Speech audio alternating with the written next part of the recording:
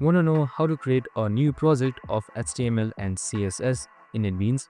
Well, no worries. In this video, I'm going to show you an easy step-by-step guide on how you can do it. It's super simple and under a minute, so let's get straight to it. Now, first things first, simply open up your NetBeans application. And we have also created a video on how to install and open NetBeans, so make sure to watch it as well.